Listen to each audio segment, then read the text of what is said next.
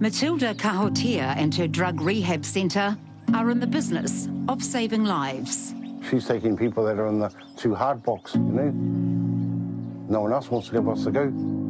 Helping people with serious addictions become functional again. It's working.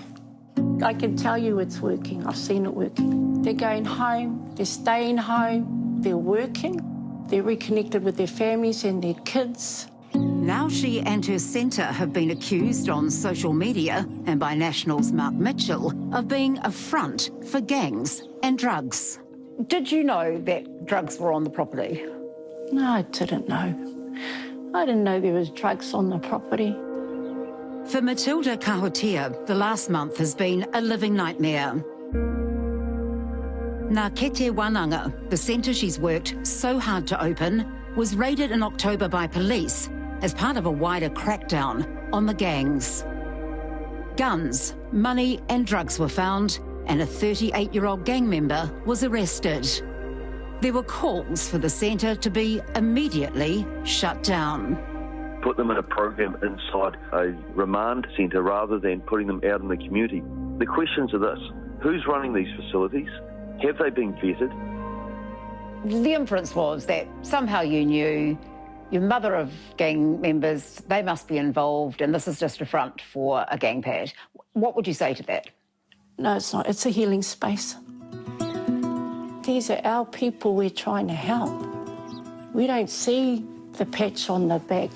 Those are our sons, those are our fathers, those are our grandfathers, those are our nephews. I'm helping our people. It must be incredibly disappointing then for that to be thrown back in your face, as it were, after the police raid. Yeah, I'm not going to lie. I was disheartened, and I'm going to be honest. It wasn't so much that it was the effect it might have on my men. Te hei mauri ora. Ngā mihi whānau. Those tāne clearly love Matilda. Around this program, you guys are learning who you are and where you stem from. And, She can connect to these men in a way that many others can't, because she's lived their story. A mother of 3 sons in the headhunters, losing her 4th far too young. It was around drugs and violence. He was 17 when we lost him. And of course, it was a big learning curve for our whole family. So it was really your son's death that is kind of behind all this kaupapa here. Yeah.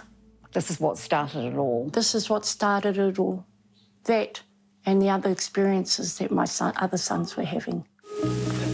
The men undergo 3 months of intense therapy. Does that mean cutting off people that are close to you? Yeah, actually does. Yeah. It would be a hard choice, but you don't if you want to change. It's it. They do 21 courses, including the 12-step program for addiction, parenting courses and anger management. You know, you're talking about your anger before, and it's now understanding how that works and why it's there. That's another kōrero on its own. Matilda, who has a bachelor's in te reo and taught at a kohanga for 20 years, teaches a whakapapa course. It's learning about that. You guys don't stand alone. There's a lot that came with you that made you who you guys are, and a lot you can be proud of. And of course, there's te reo. Te waharangi. Waka rererangi. Waka rererangi. How do you think this place differs from other drug rehabs? Everything we do here is, all our values are around tikanga Māori. Everything we deliver here, I believe our tikanga Māori values make a heck of a difference to these men. Levi Tapara and Richard Hakaraia recently graduated from the course. They were so gutted by the police raid, they've returned to show their support. I just need to come and hang out, you know? They come and hang out. Yeah, it's like... They're not bad guys. They get a different perspective. Both men have nothing but praise for Matilda and her team. I'm 6 months drug-free from meth, and I'm employed, making positive changes towards my family, my kids. What was some of the key things about this place that really kind of spoke to you? Whānau, tikanga, and I'm reconnecting with my cultural heritage as Māori. It's all structured. There's rules here. Yeah, There are rules broken. yeah. And it happens. Yeah, it will happen. It happens in prison too. For many, this rehab is their last chance.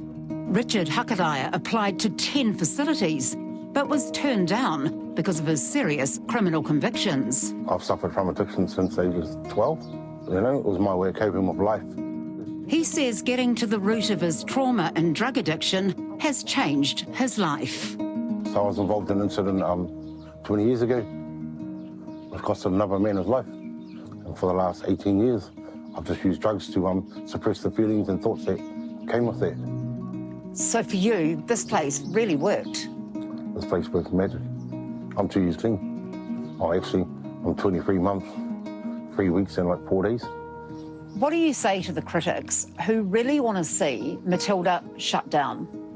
They're making a big mistake because at the end of the day, we've all got to live in the community.